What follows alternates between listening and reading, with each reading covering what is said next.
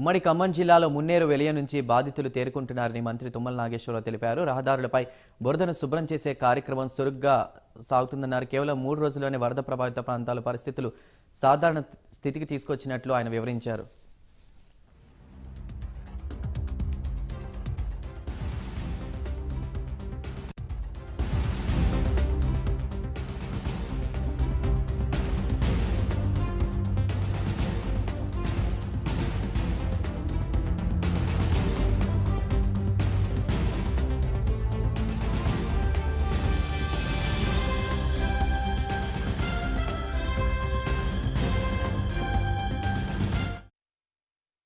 కేవలం 2-3 రోజుల్లోనే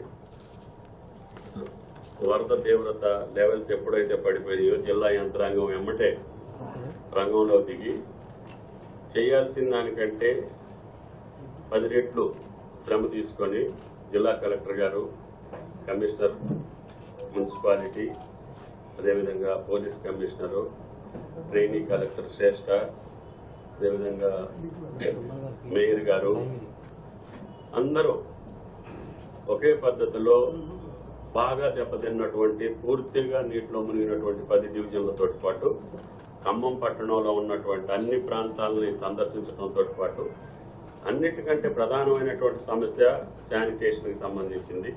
ఆ 10 డివిజన్లో కూడా పెద్ద ఎత్తున బురదమయం అయిపోయి నదిలో వచ్చినటువంటి అంత తుక్కు తొట్రా మొత్తం వచ్చేసే ఇళ్ల ముందు ఆగిపోవటం, ఆ ఇళ్లలో ఉన్నటువంటి సామాన్లన్నీ కూడా బురదమయం అయిపోయినాయి. ఏ ఒక్కటి కూడా పనికొచ్చే పరిస్థితి లేదు. కేవలం 2-3 రోజుల్లోనే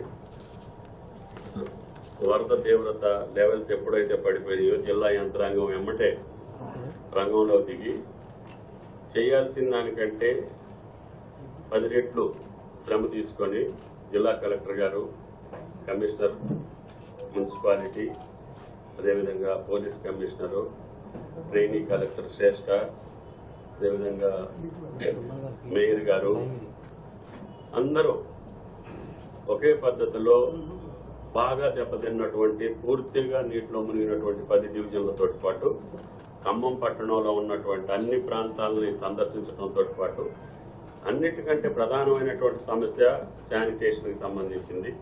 ఆ 10 డివిజన్లో కూడా పెద్ద ఎత్తున బురదమయం అయిపోయి నదిలో వచ్చినటువంటి అంత తుక్కు తొట్రా మొత్తం వచ్చేసే ఇళ్ల ముందు ఆగిపోవటం, ఆ ఇళ్లలో ఉన్నటువంటి సామాన్లన్నీ కూడా బురదమయం అయిపోయినాయి.